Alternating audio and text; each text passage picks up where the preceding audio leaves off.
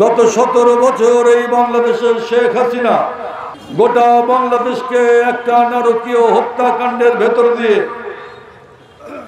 গোটা বাংলাদেশকে গণতন্ত্রহীন করে গোটা বাংলাদেশকে মানুষের বাক ব্যক্তি স্বাধীনতা সমস্ত কিছু হরণ করে গোটা বাংলাদেশকে একটা লুটের স্বর্গরাজ্যে পরিণত করে আমাদের এই 18 কোটি মানুষের জীবনকে একটা নাবিশ্বাস পর্যায়ে নিয়ে গেছেন। এবং সেই কাজ করতে গিয়ে আপনারা জানেন, সেই অন্যায় করতে গিয়ে সেই মানুষকে দাবিয়ে রাখার জন্যে, দমন করে রাখার জন্যে আপনারা জানেন আমাদের দেশনেত্রী বেগম খালেদা জিয়াকে শেখ হাসিনা মিথ্যা মামলা দিয়ে বন্দী করে রেখেছিলেন। শুধু বেগম খালেদা জিয়া নয়, আমাদের নেতা জনাব তারেক রহমান, তার বিরুদ্ধে মিথ্যা দণ্ড দিয়ে তাকে দেশে আসতে দেওয়া হয়নি। আমাদের দেশের হাজার হাজার রাজনৈতিক কর্মীকে হত্যা করা হয়েছে, গুম করা হয়েছে, নিপীড়ন করা হয়েছে মিথ্যা মামলায়। এই জেলা সহ বাংলাদেশের সমস্ত জেলার মানুষকে মিথ্যা মামলায় কারাগারে বন্দী করে রেখেছে, গোটা বাংলাদেশকেই বন্দী করে রেখেছিল। আর সেই কাজ করার জন্য বেগম খালেদা জিয়াকে তাদের গ্রেফতার করতে হয়েছে। এই হিংসা বিদ্বেষ, এই লোভ লালসা, ক্ষমতার লোভ সব কিছুকে কেন্দ্র করে তার এই হীন স্বার্থ চরিতার্থ করার জন্য আপনারা জানেন বেগম খালেদা জিয়াকে তারা গ্রেফতার করে রেখেছে। বেগম খালেদা জিয়াকে গ্রেফতার করার পর আমরা শুনেছি তাকে স্লো পয়জনিং করা হয়েছে। তিনি কারাগার থেকে হাসপাতালে ছিলেন। দীর্ঘদিন তিনি রোগে ভুগেছেন। দীর্ঘদিন তিনি আত্মীয় স্বজন, তার সন্তান পরিবার থেকে, তার দল, তার 18 কোটি মানুষ থেকে দূরে তিনি ছিলেন। তিনি অসুস্থ হয়ে পড়েছেন। বন্ধুরা আমার, আজকে বাংলাদেশের মানুষ তাই উদ্বিগ্ন। 1980 সালে যখন জিয়াউর রহমান শাহাদত বরণ করেন, তখন তিনি বাংলাদেশের হাল ধরেছিলেন। তখন থেকেই তিনি বাংলাদেশের হাটে মাঠে ঘাটে তিনি ছুটে বেরিয়েছেন।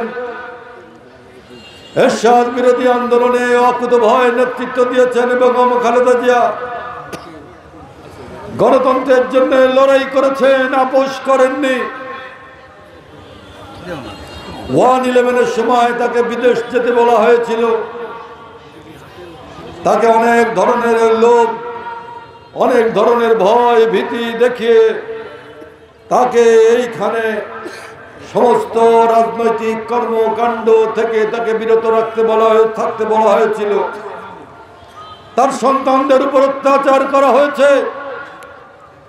তার 2 সন্তানের মধ্যে এক সন্তান কোকো, আরাফাত রহমান কোকোকে দেশে থাকতে দেয়নি শেখ হাসিনা। মালয়েশিয়ায় পরবাসে ছিলেন। আমরা বলি আরাফাত রহমান কোকোকে ওই সরকার, শেখ হাসিনার সরকার হত্যা করেছে।